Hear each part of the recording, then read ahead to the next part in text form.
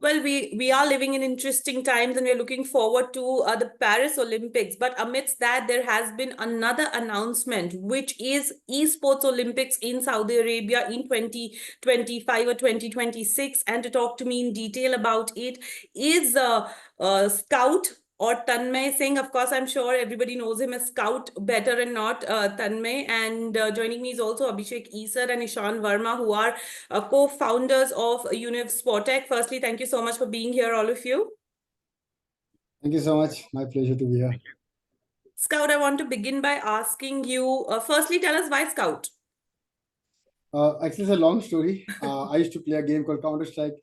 There was a gun in that, which I used to really play a lot with, and people started calling me good at that gun. So I just picked up that name and put it as my in-game name. And Scout, if we talk about esports, it is a sport that hasn't been recognized as much as one would have wanted. It is, of course, amongst there with youngsters. But tell me a little about your journey and to the point of, making sure that esports also gets recognition.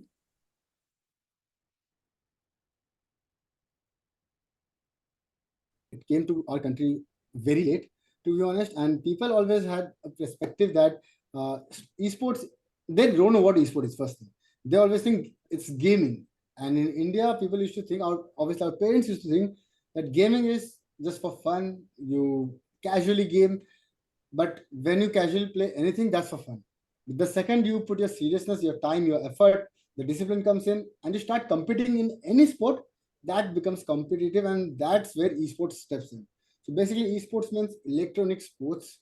Anything that you compete in games is called esports. It's very simple.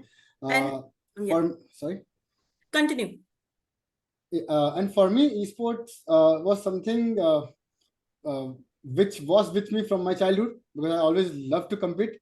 But I started playing professionally in the last 5-6 years through BGMI and a lot of other games. So yeah, that's my story.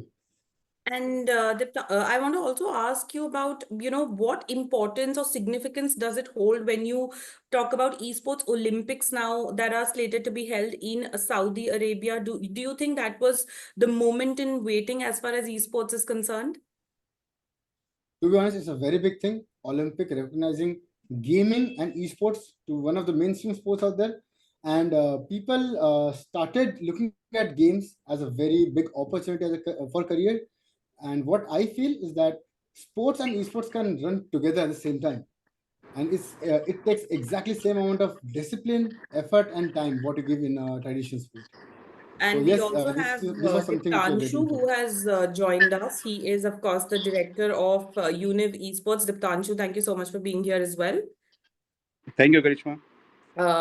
So Tanmay, I want to come back to you. I mean, of course, we're talking about Saudi Arabia, but overall, for all esports, enthusiasts as well, I know it targets a certain audience, a young audience, but for them also, this would be an exciting moment to see esports and celebrate it at a level of Olympics.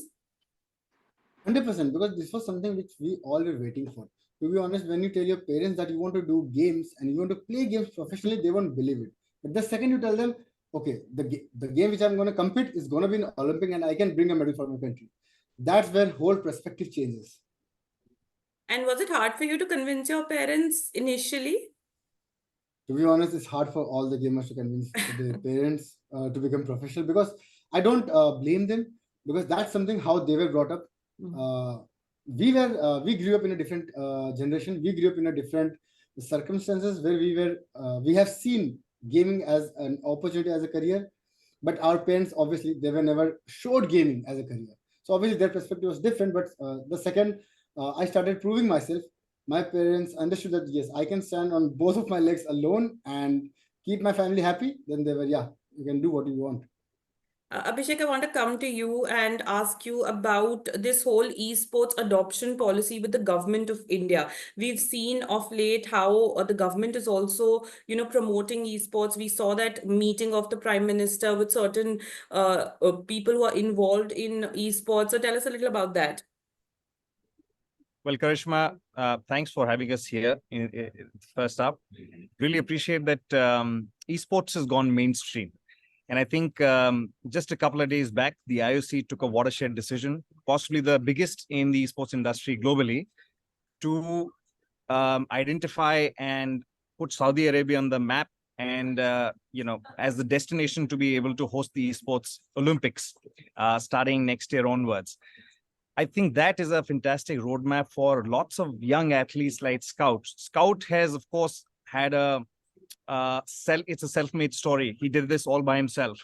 But I think what's changed between Scout's journey and possibly the many other younger Scouts that we're going to see in the country is the decision of the government. The Honorable Prime Minister has been supporting the esports adoption very strongly, put it very blankly from a perspective that it's an Olympic medal sport today. And the government took a decision back in 2022 in having to have parked esport as a sport. And I think that by far is one of the most important moments as far as India's esports opportunity is concerned, because that will pay for the real unlock. Scout mentioned that, parents need to be convinced. The only way parents will see validity in their kids participating in this space and segment is when the government of the day is taking some progressive steps. And we are very aligned with the government. We've been working both at the central government level and the state government level to be able to help adopt esport as a sport. Well, I want people to understand the level at which Scout is playing. And for that, I'm going to use a reference that I have been informed about, that Scout is the Virat Kohli of esports. So I think people will better understand Scout. Those, of course, who don't know him. And Diptanshu, I'll come to you with that reference that, people of India generally celebrate medals and celebrate success stories. Do you realistically see India winning medals at the Esports Olympics? Basically, from the next year, Olympics has been announced for the virtual series, which is virtual Olympics for the esports. 3 to 4 days back, we have heard the announcement regarding Saudi Arabia that for the 12 years, it has been being hosted into Saudi Arabia. So this is one of the progressing steps government has taken, and we are glad that India is going to that event sooner or later. But we'll prove that we are kind of best in this scenario, and we are preparing for that as well. Well, absolutely. Ishan, I come to you as well. There has been an adoption of esports in Bihar. Tell us a little about that. So Bihar has become the first state in India to adopt esports as a priority sport. It has become a part of the sports calendar as well. So Bihar is going to conduct 5 state-level events, esports events for talent identification, namely inter-school, inter-college, inter-divisional, state open championship. And in the end, in February 2025, they're holding a national esports championship. That will be the first ever in India. Scout, I want to come back to you. Of late, we've seen that athletes in India, whichever sport they come from, are called to meet ministers, are called to meet the prime minister. Before the games are starting, after the games have finished, and not just those who bring laurels, but those as well, who have just gone there and participated and given their best. Do you think when you see these things happening in our country, that also works as an added motivation to do well? 100%. Like first of all, the biggest motivation is representing your country, and that is something which every athlete. I'm not talking just about sports or esports, but every athlete out there who spend their entire life working for some sport, they are super motivated when they have their national flag on their shoulders or on the chest. So that's something which motivates everyone. And on top of that, government helping and motivating and meeting the players in person is like cherry on the top.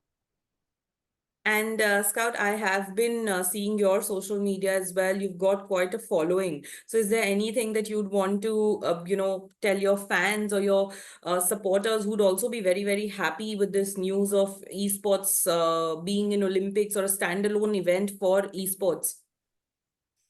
I would love to send a message that all the gamers out there who have been struggling for convincing their parents, the time has come where the government has started recognizing esports as a sport, and we have been given the opportunity to compete. So I feel there is a lot of talent in India who have not been given proper recognition, and I'm 100% sure if we get a chance to compete in the Olympics, we will get the medals for the country.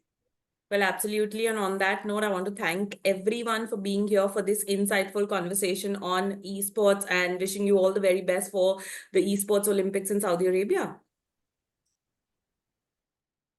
Thank you so much. Thanks, Karishma. Thanks, Karishma. Thanks a lot for this.